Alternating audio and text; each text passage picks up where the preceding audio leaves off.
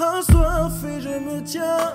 Que ton onction descende sur moi.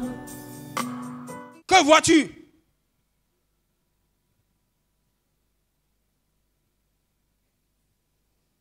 Il a fallu qu'il voie sa destinée. Il a fallu qu'il voie le commandement qu'on lui donne avant de le manifester. Si tu n'as rien vu, l'abondance de la grâce ne peut rien accomplir pour toi. Acte 7. Regardez, Acte 7, verset 10. Regardez d'abord le verset 9. Les patriarches jaloux de Joseph le vendirent pour être amené en Égypte. Mais Dieu fut avec lui et le délivra de toutes ses tribulations. Il lui donna de la sagesse et lui fit trouver grâce devant. Il lui a fait trouver grâce. Donc, avant qu'il ne trouve grâce là, il avait déjà vu sa destinée. C'est parce qu'il a vu sa destinée qu'il est capable de supporter toutes sortes d'épreuves pour entrer dans l'accomplissement de sa destinée. Si tu ne vois rien, tu ne peux jamais être persévérant jusqu'à saisir ton héritage. Si tu ne vois rien, tu ne posséderas rien. Alors que vois-tu? Regardez, avec le grand Moïse. Quand Dieu a appelé Moïse, il a été élevé dans le palais de Pharaon. Il a été élevé dans toute la sagesse des Égyptiens. Mais Moïse avait une destinée, une grande destinée comme toi. Moïse avait pensé pouvoir accomplir par lui-même la destinée. Quand très tôt, il s'est rendu à l'évidence qu'il ne pouvait rien par lui-même. Il a été contraint pour fuir en exil. Bien aimé, même si tu es en exil, la destinée que Dieu tient en réserve pour toi s'accomplira. Amen. Parce que ton exil fait partie de la destinée. Donc tiens bon. Tiens bon. Alléluia. Maintenant, tous ceux qui lui voulaient du mal sont morts. Et Dieu a dit, retourne au pays. Nous sommes là maintenant. Regardez ce que Dieu lui a dit pendant qu'il revenait au pays. Exode 4, verset 21. Il est écrit, l'Éternel dit à Moïse, en partant pour retourner en Égypte, il dit quoi? Vois tous les prodiges que je mets en ta... Comment on peut voir les prodiges qu'on a mis dans la mer? Regarde tes deux mains. Ouvre tes deux mains, s'il te plaît. Tu vois quelque chose là? Il y a des choses que tu ne vois pas. On ne parle pas de la vue physique. Non. Il y a des choses dans ta main. Regarde. On a dit à Moïse que les prodiges et les miracles qu'il est appelé à manifester en Égypte, on lui a déposé ça dans sa main. Et on a dit, avant que ces prodiges, ces miracles ne se manifestent, il doit d'abord voir cela. Que vois-tu? Que vois-tu? Les choses extraordinaires que nous sommes appelés à accomplir dans cette année d'abondance gracieuse, tu dois les voir d'abord. D'abord. Et lorsque Moïse revenait au pays, en Égypte, Dieu connaissant le cœur de tout homme, Dieu sait que Pharaon, un souverain despote, un homme dominant, qui ne se laisse assujettir par quoi que ce soit. Pharaon avait le droit de vie et de mort sur tout sujet, sur la terre, parce que c'était un roi autoritaire. Et Dieu sait que Moïse ne peut pas réaliser la destinée, il ne peut pas accomplir les miracles. Si lui-même, dans sa tête et dans sa pensée, il allait dans le palais de Pharaon avec la sagesse de l'Égypte. C'est pourquoi Dieu va lui dire ceci. Regarde avec moi. Exode 7, verset 1. Avant même que Dieu ne l'envoie dans le palais de Pharaon, regarde ce que Dieu lui a dit. L'Éternel dit à Moïse, il dit quoi? Vois, je te fais Dieu pour Pharaon. Waouh! Waouh! Waouh! Dieu a fait de Moïse Dieu pour Pharaon. Je me suis toujours dit, mais pourquoi Moïse pouvait aller chaque jour enquiquiner Pharaon et le gars ne s'est pas décidé à l'éliminer? Il pouvait envoyer ses agents secrets pour l'assassiner. Il pouvait ordonner son exécution parce qu'il avait tout pouvoir en ses mains. Mais pourquoi il n'a pas pu le faire? Pourquoi la pensée même ne lui a pas traversé l'esprit? Parce que c'est Dieu lui-même qui était présent devant lui. Et personne ne peut saisir Dieu. Personne ne peut tuer Dieu. C'est pourquoi il ne peut pas tuer Moïse. Moïse était Dieu pour Pharaon. Mais il fallait qu'il le voie d'abord, avant de le manifester. Alors que vois-tu? Que vois-tu? Alléluia. Même quand il a fallu construire le tabernacle dans le désert, on a amené Moïse sur la montagne. Et on a dit quoi? On lui a montré le tabernacle céleste. C'est une vision. Et on a dit quoi? Regarde, vois. Et maintenant, réalise maintenant le tabernacle terrestre selon le modèle que tu as vu. Ça veut dire que s'il n'avait rien vu, il ne pouvait pas construire le tabernacle.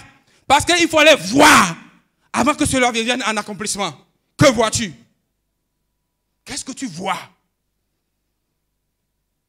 Tu vois quoi? Mon frère, ma soeur, que vois-tu? On a dit à l'apôtre Jean, le temps me presse. On dit ce que tu vois. Fais quoi? Écris-le dans un livre et envoie-le à qui?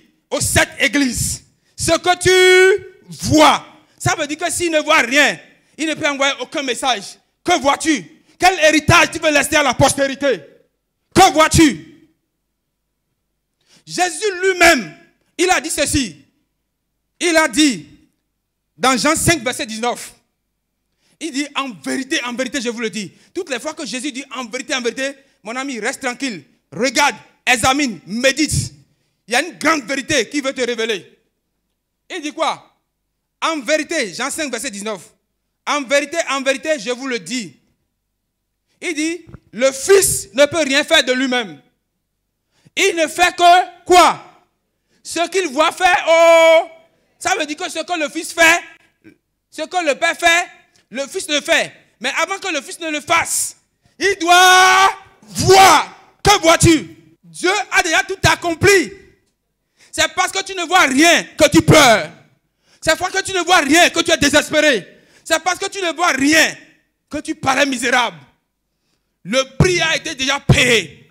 Mais tant que tu ne l'as pas vu, tu ne peux pas le posséder. Que vois-tu? Même concernant le Saint-Esprit, le temps nous presse, dans Jean 14, verset 17, Jésus a dit que le monde ne peut pas recevoir l'Esprit. Pourquoi? Parce qu'il ne le voit pas. Donc, s'il ne le voit pas, il ne peut pas le connaître. Et dans le même verset, il va dire, mais nous le connaissons. Il n'a plus dit que nous le voyons. Parce qu'il sait que tu ne peux pas le connaître sans le voir. Et le monde ne peut pas le recevoir. Parce que le monde ne le voit pas. On parle de la vision physique. Tu veux voir l'esprit avec tes yeux physiques? Non. Alors que vois-tu? Que vois-tu? Dieu lui-même voit toujours. Avant d'amener la chose à existence. Le Dieu Tout-Puissant là. Il voit toujours la chose. Dans le spirituel. Avant de l'amener dans le physique. David a dit dans le psaume 139. Lorsque je n'étais qu'une masse informe. Tes yeux me voyaient. Donc avant que tu puisses me former un corps, tu m'as vu. Que vois-tu? Tu as été créé à l'image de Dieu pour fonctionner comme Dieu fonctionne. Si tu ne vois rien, tu n'auras rien. Que vois-tu? Bien-aimé, tu dois voir grand pour accomplir grand. Dis Amen. Amen. Tu n'as pas le choix.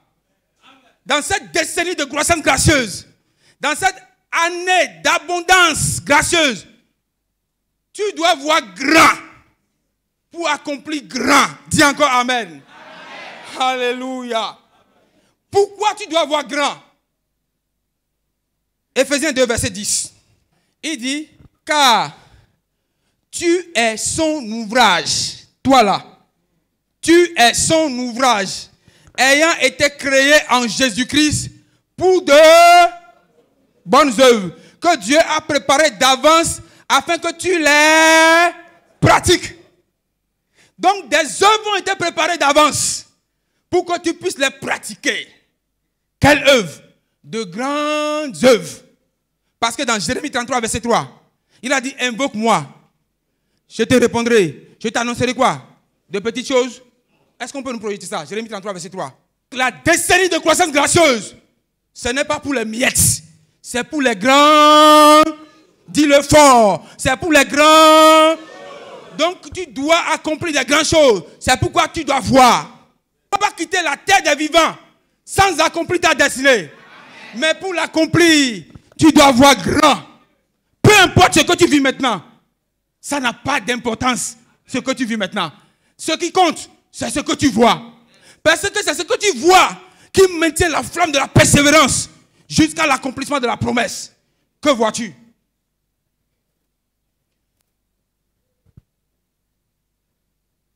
Mais, les amis, comment voir grand? Voir grand là, est-ce que c'est voir comme les politiciens du monde?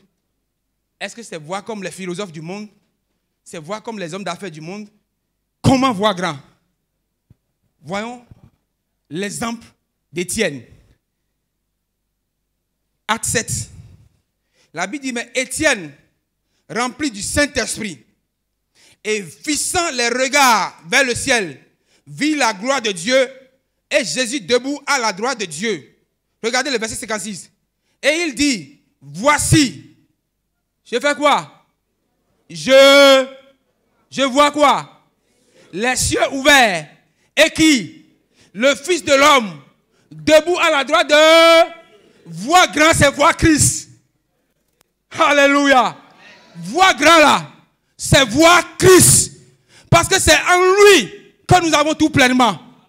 Donc si tu vois grand en dehors de Christ, tu n'as pas encore vu comme tu dois voir. Alors que vois-tu? Voir grand, c'est voir Christ. Christ. Christ. Saint-Esprit, révèle-nous Christ. Amen. Tu ne peux pas voir Christ et être la même personne. Non. Quand tu as vu grand, quand tu as vu Christ, mon ami, on doit le sentir dans tes paroles. On doit le sentir dans tes actions. On doit le sentir dans tes œuvres. Tu ne peux pas voir Christ et être au statu quo. Non. Voir grand, c'est voir Christ. Christ. Christ. Quand? En tout temps. Pas quelquefois, non. Étienne était ici, au cœur de l'opposition. Étienne n'a pas volé les deniers publics. Il n'a pas pris la femme de quelqu'un. Mais à cause de son attachement à Dieu et à sa parole, les religieux ont ourdi un plan contre Étienne. Et ils ont mis la main dessus. Et pendant qu'ils persécutaient Étienne, pendant qu'ils lapidaient Étienne, Étienne a vu qui? Christ. Et son langage était quoi? Que le feu descende pour tuer ses bourreaux? Non. Revois ta prière. Parce que tu ne vois pas Christ. Ta prière est vide. Parce que tu ne vois pas Christ. Tu t'en prends à ton mari dans le foyer. Parce que tu ne vois pas Christ. Tu t'envoies à ta femme. Étienne était au cœur de l'opposition. Mais il ne ressentait pas les pierres qu'on lui lançait. Les injures qu'on lui lançait. Parce qu'il voyait qui? Christ. Qui vois-tu? Si tu as vu Christ, mon ami. Alléluia. Si tu as vu Christ, le plus grand, le tout-puissant, si tes regards sont sur Christ, tu es imperturbable. Que vois-tu? Voir grand, c'est voir Christ. Il n'a pas dit ces sorciers-là, que le feu soit maudit. Il n'a pas dit ça. Il a dit quoi? J'ai vu les cieux ouverts. Et j'ai vu Christ assis à la droite de Dieu. Et parce qu'il vivait ça, il ne ressentait pas les attaques, les injures. C'est une personne qui t'a insulté seulement et tu veux quitter l'église. Que vois-tu? Tes paroles, tes actes prouvent ce que tu vois. Si tu as vu Christ, on n'a qu'à même signer une lettre pour t'excommunier de l'église. Tu viendras écouter la parole. Parce que tu vois Christ. Quand tu as vu Christ, toute l'église n'a qu'à dire que tu es prostitué. Tu es focus sur Christ. Si tu as vu Christ, tu peux rentrer, tu peux dormir affamé. Tu te réveilles en louange. Parce que tu as vu Christ. Alléluia. Tu dois voir Christ cette année. Tu dois voir Christ dans ce nouveau départ. Tu dois voir grand, c'est-à-dire voir Christ, quoi qu'il arrive. Alléluia. Le gars, il a tenu le même langage que son Seigneur. Regardez. La Bible dit, regardez au verset 59. Il lapidait Étienne, qui priait et disait quoi? Seigneur Jésus, reçois mon esprit. Verset 60. Puis s'étant mis à genoux, pendant qu'on le lapidait, il s'écria d'une voix forte, Seigneur, ne leur impute pas ce... Cette parole ne rappelle pas les paroles de quelqu'un à la croix. Quand tu vois Christ, tu parles le même langage que lui, malgré les situations, malgré les oppositions, malgré les défis. Quand tu vois Christ, ton langage est exactement semblable à celui de Christ. Parce que tel il est, tel tu es. Quand tu as vu Christ, mon ami, tu dois voir Christ cette année.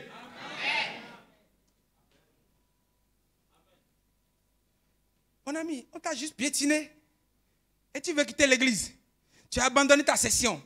Tu murmures comme ton responsable spirituel. Tu n'as jamais vu Christ. C'est ta femme seulement qui t'a blessé. Et tu es dans tous les états. Tu ne connais pas Christ. C'est ton mari qui a commis un impair. Et toi, tu te refroidis dans la foi. Tu ne vois pas Christ. Parce que si tu as vu Christ, alléluia, tu parleras le langage de Christ.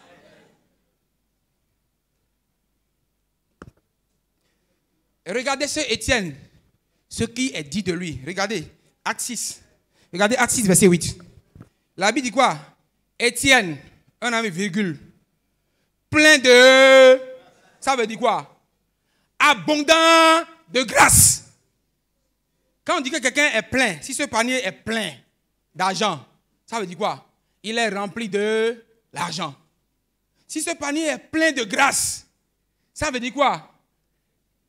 Il abonde à... Étienne était comment? Il était rempli de l'abondance gracieuse. Donc quand tu n'es pas rempli de l'abondance gracieuse, tu ne peux pas voir Christ. Quelqu'un me comprend? On dit que Étienne, plein de grâce et de puissance, faisait quoi? Des prodiges et de grands miracles. L'abondance gracieuse, c'est pour que tu fasses des prodiges et de grands miracles. Oui.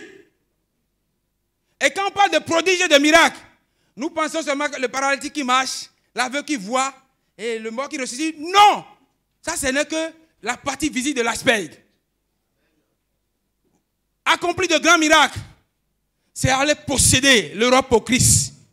C'est aller posséder l'Arabie Saoudite pour Christ. Le Yémen pour Christ. L'Afghanistan pour Christ.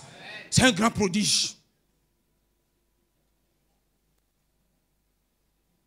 Accompli de grands miracles, c'est manifester la richesse de Dieu sur la tête des vivants dans notre génération. Tu dois accomplir ce prodige. Mais avant, tu dois être plein de...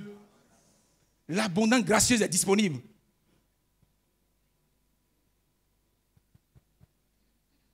Romains 5, verset 17. On dit quoi? Si par l'offense d'un seul homme, la mort a régné par lui seul, à plus forte raison, ceux qui reçoivent quoi? Ceux qui reçoivent l'abondance de la grâce et du don de la justice, ils font quoi? Ils règnent avec Christ. Ils règnent avec Christ. Donc l'abondance de la grâce, c'est pourquoi je règne avec Christ dans toute situation.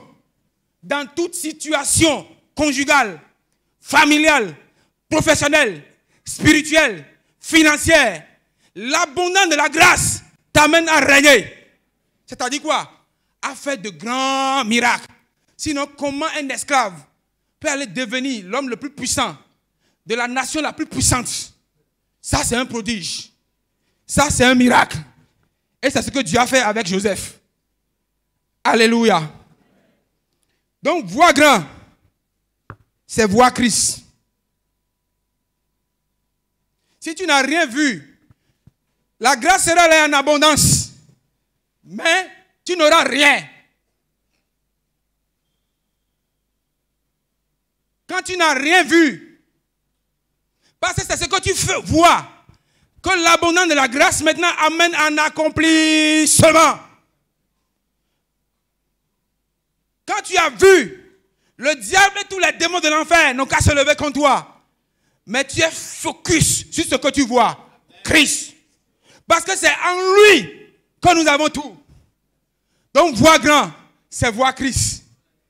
Voir grand, c'est changer de mentalité pour se laisser conduire par le Saint-Esprit afin d'accomplir les grandes choses que Dieu a préparées d'avance pour nous en Christ. Donc voir grand, c'est voir Christ. Voir grand, c'est quoi? Changer de... Pourquoi? La Bible dit qu'on ne met pas du vin nouveau dans de vieilles outres. Non. Tu ne démarres pas le nouveau départ avec la mentalité ancienne. Non. Regardez Matthieu 9, verset 17. Voilà. On dit, on ne met pas non plus du vin nouveau dans de vieilles outres. Ça veut dire quoi? On ne peut pas commencer un nouveau départ avec l'ancienne mentalité. Non. Il dit autrement, les outres se rompent, le vin se répand et les outres sont perdues. Mais on met quoi? Le vin nouveau. Dans quoi? Donc un nouveau départ. Dans une pensée renouvelée. Mais on met le vin nouveau dans des outres neuves. Et le vin et les outres se conservent pour accomplir la gloire de Dieu. Alléluia. Nous allons voir l'exemple d'un homme que j'admire et que je respecte beaucoup dans la parole. Dieu a voulu commencer un nouveau départ avec lui. Mais cet homme veut commencer le nouveau départ avec l'ancienne mentalité. Ça ne marche pas. Ça ne marche pas. Voir grand, c'est changer de mentalité. Être transformé par le renouvellement de l'intelligence pour se laisser conduire par le Saint-Esprit dans l'accomplissement des choses, des œuvres qu'il a préparées d'avance pour nous. Exemple de Pierre. Le temps ne va pas me surprendre. C'est pourquoi on ne va pas tout lire cette histoire. L'histoire là se passe au bord du lac de Génézareth. Dans Luc 5, verset 1 à 11. Luc 5, verset 1 à 11. Tu peux l'ouvrir, mais on ne va pas le lire. Au bord du lac de Génézareth, suis-moi attentivement dès maintenant. Notre ami Pierre ne connaissait pas encore Christ. C'était un professionnel de la pêche. Et cette nuit-là, avant l'aube, Pierre et ses associés, les fils de Zébédée, Jacques et Jean, ils ont travaillé toute la nuit sans rien prendre. Et l'abondance gracieuse est venue le matin au bord du lac de Génézareth. Quand l'abondance gracieuse vient là, quelque chose se passe. Alléluia. La parole ne sort pas. Elle ne retourne pas à Dieu sans avoir accompli ce pourquoi elle est sortie. Tu verras les fruits de l'abondance gracieuse cette année. L'abondance gracieuse est venue au bord du lac de Génézareth ce matin-là, alors que mon ami Pierre a travaillé avec son équipe et ses associés toute la nuit sans rien prendre. Quand Jésus est venu, il a parlé, il a prêché. Il était assis dans la barque de Simon, Pierre. Et quand il a fini, puisqu'il connaît leur cœur, il dit maintenant, Simon, avance et jette le filet. Simon pouvait raisonner, parce que c'est un professionnel de la pêche. C'est un chevronné de la pêche. Il n'a fait que ça toute sa vie, dès son enfance. Il ne connaissait même pas Jésus. Il a dit maître. Il a dit maître. Parce qu'en Israël, il y avait beaucoup de maîtres. Il a dit maître, sur ta parole, je jetterai le filet. Et il a jeté le filet. Mais ce que ses yeux ont vu, il a vu que ce maître-là est différent des rabbins qui étaient à Jérusalem. Il a fait quoi? Il est allé se prosterner. Et il va dire quoi? Seigneur. Le juif n'appelle pas n'importe qui Seigneur. Il est passé de l'état de maître à l'état de Seigneur. Ça dit qu'est-ce qui s'est passé? La Bible dit que l'émotion l'a gagné. Il a compris que ça là, c'est le Dieu dans la chair là. Le Dieu dont on le parle dans les synagogues là, c'est lui qui est là. Parce que Pierre, ce n'est pas un enfant. Un juif ne va pas s'agenouiller devant n'importe qui. Vous connaissez l'histoire de Mardochée. Il s'est à genoux devant le maître, devant son Seigneur. Il a dit, éloigne-toi de moi car je suis un pécheur. Jésus a mis la main sur lui et dit, Pierre, regardez la promesse que Jésus va lui faire. Regardez le verset, envoyez-nous le verset 10. Jésus va lui faire une promesse. Ne dors pas, suis-moi, parce qu'il y a quelque chose que le Saint-Esprit va te souligner là. Il en était de même de Jacques et de Jean, fils de Zébédée, les associés de Simon. Alors Jésus dit à Simon, ne crains point, désormais tu seras pécheur. Enregistre ça quelque part. La promesse qu'on lui a faite, c'est quoi? de devenir un pêcheur.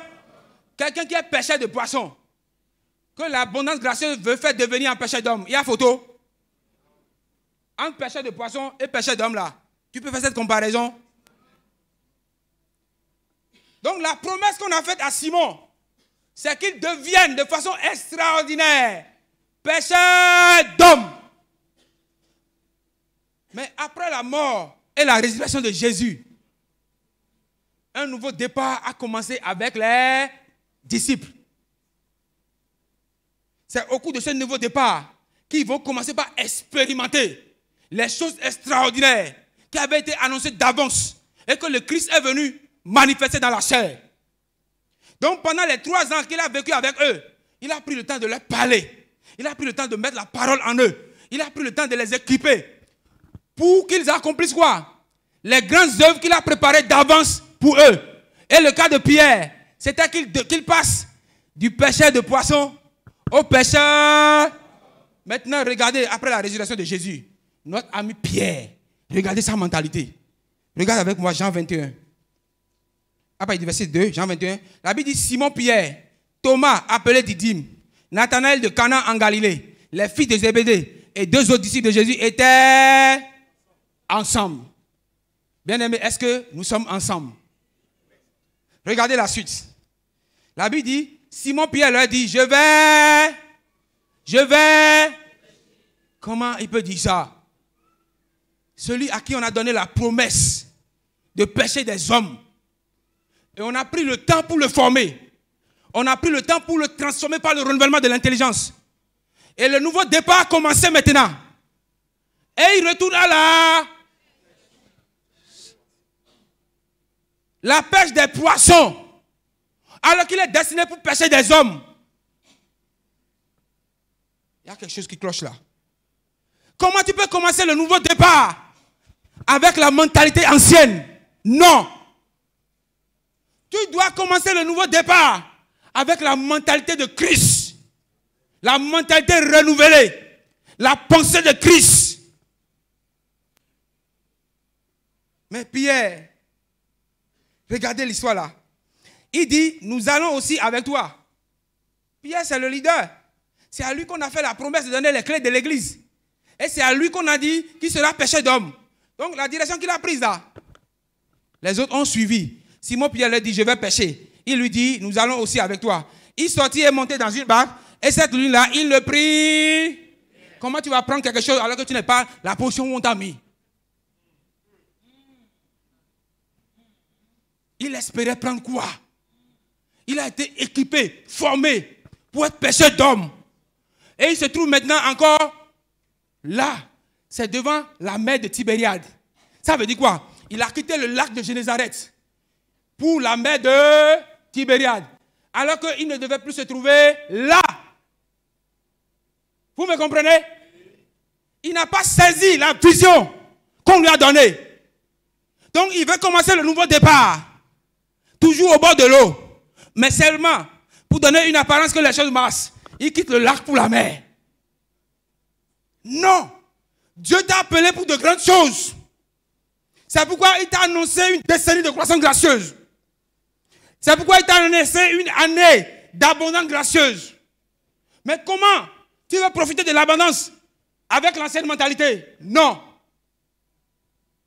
Non. Le nouveau départ, c'est avec l'esprit de Christ. Pour accomplir maintenant les choses qu'il a préparées d'avance pour nous. Alléluia. Maintenant, comme Dieu est bon, regardez ce qui va se passer. Il dit, le matin étant venu, Jésus se trouvait sur le rivage. Mais les disciples ne savaient pas que c'était Jésus. Quand tu n'as pas vu Jésus, tu fais des bêtises. Quand tu n'as pas vu Jésus, ta femme te parle, tu lui réponds du tic au tac. Quand tu n'as pas vu Jésus, tu t'énerves seulement contre ton mari. Tu t'énerves contre les frères, contre les leaders. Parce que Jésus est là, mais tu ne le vois. Bon, voir grand, c'est voir Christ. Il était au bord du lac de la mer là. Mais il ne le voyait pas. Quand tu ne vois pas Christ, tu dis, frère, tu me demandes baïné. C'est Christ ça? Tu veux répondre du tic au tac. Ok, vas-y. Mais après, ne m'appelle pas pour que je prie pour toi. Si tu n'as pas vu Christ, Tu vas te laisser aux passions de la chair. C'est à moi, il a dit ça. Si je lui dis, il ne va plus me saluer. Hey! Vois Christ. Change de mentalité dans le nouveau départ. Et tu vas voir ce qui va se passer. La Bible dit quoi? Jésus lui a dit, enfant, n'avez-vous rien à manger? Quand vous n'êtes pas au lieu où vous devez être, vous n'aurez rien à manger. Et vous allez harceler les frères. Parce que tu n'es pas là où tu dois être. Comment tu peux espérer trouver des poissons? On ne t'a pas mis là. Quelqu'un me comprend? On ne t'a pas mis là. Donc tu souffres. Tu l'as voulu. Tu as quitté le lac de Génézareth pour la mer de Tibériade. C'est ça qu'on t'a demandé? Quand on ne voit pas Christ, on fait toutes sortes de bêtises. Et nous, on n'a plus le temps de régler les bêtises. Parce que c'est le temps des grandes actions. C'est le grand... Donc si tu es dans les bêtises là, tu vas trouver qu'on est dur. Parce que il a dit nouveau départ. Donc les plaintes, mon mari m'a dit ça, ma femme m'a dit ça, mon restaurant m'a choqué. Mon ami ne me voit même pas avec ces trucs-là. Parce que le nouveau départ là, c'est pour de grandes choses. Donc si tu veux me ramener dans les anciennes choses, tu vas trouver que je suis méchant. Parce que là, c'est l'esprit qui nous conduit. Et il a dit nouveau départ. Il a dit ne considérez plus les choses passées. Soyez focus maintenant sur les grandes choses que je vous ai déjà annoncées là. Que vous avez vues, qui doivent s'accomplir maintenant. Donc, plus de temps de futilité. Si ton mari te choque là, réglez ça à la maison. Si ton mari découche, gérez ça avec Christ. Parce qu'on n'a plus ce temps. Si un frère te piétine, et tu ne peux pas le saluer et faire la paix avec lui, tu n'es pas dans le nouveau départ. Regardez ce qui va se passer. Il a dit, Dieu est bon. Il est miséricordieux. Il a dit quoi? Jetez le filet du côté droit de la barque et vous trouverez. Donc pour aller vite, quand ils ont jeté le filet, ils ont trouvé les poissons. Dieu est bon. Dieu est bon. Maintenant regardez. Simon-Pierre monta dans la barque, verset 11, et tira à terre le filet plein de combien? 153 grands poissons. Mon ami, ne te lève pas. Ne t'abuse pas avec les 153 grands poissons. Parce qu'on le destinait à moissonner des âmes. Mais là, mon ami a quitté le lac pour la mer. Et il se contente des 153 grands poissons. Il vient à l'église, donne le témoignage. On a acclamé. Mais les élus du ciel disent, mais le gars là, qu'est-ce qu'il fait comme ça? C'est à ce niveau du témoignage qu'il est encore. 153 gros poissons. 153 gros poissons. Parce que tu as vu gros et poisson. Tu dis gloire à Dieu. Non! Le nouveau départ, ce n'est plus 153 gros poissons. C'est quoi? Allons voir. Donc dans ce nouveau départ-là, Pierre devait attendre l'assistance de quelqu'un qui avait été promis, le Saint-Esprit. Parce que c'est lui qui est l'auteur de l'abondance gracieuse. C'est lui qui nous conduit dans le nouveau départ. Donc si tu te laisses au Saint-Esprit, tu vas faire quoi? Tu vas moissonner des choses extraordinaires. Parce qu'un homme, par rapport à un poisson, c'est extraordinaire. Avant d'en arriver là, regardez ce que le maître lui dit. Parce qu'il se contentait des 153 gros poissons dans le nouveau départ. Regardez ce qu'il a été dit. La Bible dit, verset 15. Après qu'il eut mangé, Jésus dit à Simon-Pierre, c'est à lui, c'est à toi que la parole s'adresse, pas à Jean. C'est à toi. Sa parole de ce matin s'adresse à toi. Pas à Pierre, pas à ton mari, pas à ton épouse, à toi. Dieu me charge de te dire, tu ne dois plus te contenter des 153 gros poissons. Parce que dans cette abondance gracieuse, il y a quelqu'un sur qui tu dois t'appuyer pour manifester les choses qu'on t'a annoncées. Jésus lui dit ceci. La Bible dit, après qu'il eut mangé, Jésus dit à Simon, Simon, fils de Jonas, m'aimes-tu que ne m'aime ceci? Il lui répondit, oui Seigneur, tu sais que je t'aime. Jésus lui dit quoi? Continue dans la pêche des poissons. Ah, il a dit quoi? Père, mais c'est la mission qu'on lui a donnée. Dans le nouveau départ là, ce n'est pas une affaire de poisson. C'est une affaire de brebis, d'agneau. Donc ne reste plus encore au niveau des poissons.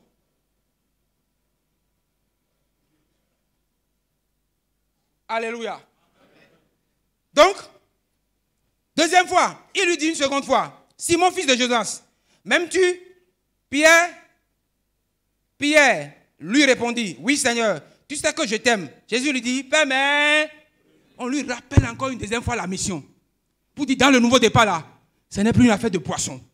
Regardez, il lui dit pour la troisième fois, ah, c'est comme on a dit à Jérémie, que vois-tu? Première fois. Que vois-tu? Deuxième fois. Que vois-tu? Troisième fois. Et chaque fois qu'il dit ce qu'il voyait, la parole s'accomplissait. Donc tant qu'il n'a pas vu, la chose ne peut pas s'accomplir. Donc tant que Pierre n'a pas saisi la vision, il s'accrocherait toujours à ses poissons. C'est pourquoi le maître a insisté 3 fois, comme il avait posé la question à Jérémie. Pour la troisième fois, il lui dit pour la troisième fois, Simon, fils de Jonas, m'aimes-tu? Pierre fut attristé de ce qu'il lui avait dit pour la troisième fois, m'aimes-tu? Et il lui répondit, Seigneur, tu sais toutes choses, tu sais que je t'aime. Jésus lui dit quoi? Père, mais... Maintenant qu'il a compris, allons dans Acte 2 maintenant. Alléluia. Il a compris que pète les brebis là, c'est ce à quoi on l'a appelé. La pêche était transitoire. Mais avec le nouveau départ, il doit quitter la pêche des poissons pour la pêche des... Reçois la pensée de Christ ce matin. Amen. Pour rentrer dans l'accomplissement de ta destinée. Amen. Maintenant qu'il a compris que celui qui avait été promis avant la fondation du monde pour lui apporter l'abondance gracieuse et l'amener dans l'accomplissement de la promesse, celui qui sonde la profondeur de Dieu, celui qui connaît la pensée de Christ, c'est le Saint-Esprit. Regardez dans Acte 2 maintenant ce qui va se passer. La Bible dit, verset 37, ils ont déjà reçu l'effusion. Et c'est notre toujours ami Pierre qui est là. Il dit quoi? La Bible dit, verset 38, Pierre leur dit, là maintenant il est où? Au bon endroit, au bon mot. Que le Saint-Esprit t'amène au bon endroit, au bon moment. Dans cette année d'abondance gracieuse, le Saint-Esprit te positionne au bon endroit, au bon moment. Là où le miracle va se manifester, il te positionne là. Alléluia. Notre ami Pierre, il a compris qu'on ne peut pas commencer le nouveau départ avec l'ancienne mentalité. Il est maintenant au bon endroit, au bon mot. Regardez ce qui va se passer. La Bible dit quoi? Après, Pierre leur dit, verset 38, repentez-vous et que chacun de vous soit baptisé au nom de Jésus-Christ pour le pardon de vos péchés et vous recevez le don du Saint-Esprit. Car la promesse est pour vous, pour vos enfants. Ça, c'est les Juifs. Et pour tous ceux qui sont au loin, en aussi grand nombre que le Seigneur notre Dieu en appellera. Ça, c'est nous, les nations. Et par plusieurs autres paroles, il les conjurait et les exhortait, disant, sauvez-vous de cette génération perverse. Le verset 41. Ceux qui acceptaient la parole furent baptisés. Et en ce jour-là, le nombre des disciples s'augmenta d'environ... Waouh! 253 gros poissons. Il est venu où? 3000 âmes. Lève-toi et acclame le Seigneur. 3000 âmes. La moisson a été abondante à cause de l'abondance gracieuse. La moisson a été abondante parce qu'il était là où il devait être. La moisson était abondante. 3000 âmes comparé à 153 gros poissons. Je ne veux plus les poissons. Je veux les âmes. Alléluia. Les portes des palais s'ouvrent pour toi. La gloire de Dieu se manifeste dans ta vie. Dans cette décennie de croissance gracieuse, tu accompliras la volonté parfaite de Christ. Dans cette génération, nous allons accomplir des choses extraordinaires pour Christ. Nous refusons les 153 gros poissons pour attaquer maintenant les 3000 âmes. L'abondance gracieuse. L'abondance gracieuse. L'abondance gracieuse. Elle coule dans ta vie. Elle coule dans la mission. L'abondance gracieuse pour des percées surnaturelles. L'abondance gracieuse pour des choses extraordinaires. L'abondance gracieuse pour la vie et la vie en abondance. Reçois cette abondance. Reçois cette abondance. Reçois cette abondance. Au nom puissant de... Au nom puissant de... Au nom puissant de... Assois-toi dans sa présence. Alléluia. On ne peut pas comparer les poissons aux hommes. Alléluia. Un nouveau départ pour de nouvelles choses. Un nouveau départ pour des exploits extraordinaires avec Christ. Un nouveau départ pour accomplir ce que l'œil n'a pas vu, ce que l'oreille n'a pas entendu, ce qui n'est pas monté au cœur de l'homme. C'est notre défi dans ce nouveau départ. C'est notre défi dans cette année d'abondance gracieuse. C'est notre défi dans cette décennie de croissance gracieuse. Alléluia. Saint-Esprit, nous te remercions. Parce que tu nous transformes par le renouvellement de l'intelligence. Alléluia. Tu libères l'abondance gracieuse dans la vie de ton peuple. Et tu nous amènes à faire des exploits. Si les Joseph ont régné en Égypte, si les Daniel, alléluia, Daniel et ses compagnons, ils étaient des esclaves à Babylone. Mais les 3 compagnons de Daniel, pendant que le roi Nebuchadnezzar, qui était l'homme le plus puissant de la terre, pendant qu'il les menaçait de les consumer, ces 3 jeunes voyaient qui? Christ. C'est pourquoi ils étaient imperturbables. Ils voyaient quelque chose que les Babyloniens ne voyaient pas. Ils voyaient quelqu'un que Nebuchadnezzar ne peut pas voir. Il a fallu que Nebuchadnezzar les jette dans le feu pour voir celui que eux, ils avaient déjà vu. C'est dans le feu que Nebuchadnezzar a vu Christ. Mais les 3 amis de Daniel, ils étaient fermes et inébranlables parce qu'ils le voyaient. Tu dois voir Christ. Alléluia. Alléluia. Les exploits que nous allons accomplir avec Christ dans ce nouveau départ et les résultats que nous aurons seront de loin incomparables à tout ce que nous avons eu jusqu'à maintenant. C'est ce que l'Esprit de Dieu m'a dit. Et je l'ai noté dans mon cœur. Il dit, note bien, les exploits que je ferai avec vous dans ce nouveau départ et les résultats que vous obtiendrez seront de loin incomparables à tout ce que vous avez eu depuis jusqu'à maintenant. Sinon, comment est-ce qu'on peut comparer 3000 âmes à 153 gros poissons? Même si c'était une seule âme, comparée à 153 gros poissons, il n'y a pas match. Parce que les 153 gros poissons ne donnent pas la joie au ciel. Mais avec une seule âme, le ciel est dans la joie. Quand tu es dans ta destinée, le ciel se réjouit. Rentre dans ta destinée pour Christ. Amen. Alléluia. Nous allons finir avec Ésaïe 43, verset 18. Ne pensez plus aux événements. Donc c'est à nous que cette parole est adressée dans ce nouveau départ. Ne pensons plus aux événements et ne considérons plus ce qui est en... Il dit quoi à la suite? Voici, je vais faire une chose sur le point d'arriver et ne la connaîtrez-vous pas? Nous connaissons cela parce que nous l'avons vu. Il dit quoi? Je mettrai un chemin dans le désert et des fleuves dans la solitude. Dieu met un chemin dans ton désert. Amen. Il a permis ce désert-là pour glorifier son nom. Amen. Si tu ne traverses pas le désert, comment tu vas apprécier l'abondance gracieuse? Si tu ne traverses pas le désert financier, conjugal, matériel, quand l'abondance gracieuse va opérer là, comment tu peux comparer? Si tu n'as pas fait l'expérience des 153 gros poissons, comment tu peux comparer les 3000 âmes aux 153 gros poissons? Comment tu peux apprécier l'abondance gracieuse? D'ailleurs, on ne peut pas comparer les hommes aux poissons. Maintenant, en valeur absolue, si nous prenons les chiffres, tu ne peux pas comparer 153 à 3000. Quand tu divises 3000 par 153, ça donne combien? 20. 100 c'est égal à 20. Ça fait 19, 60 et quelques. Donc, 20 fois ce que tes efforts peuvent donner. L'abondance gracieuse te distingue dans cette génération. Amen. Au nom puissant de... Baisse la tête et rends grâce au Seigneur. Dans l'assemblée des saints, assoiffé je me tiens. Que ton onction descende sur moi.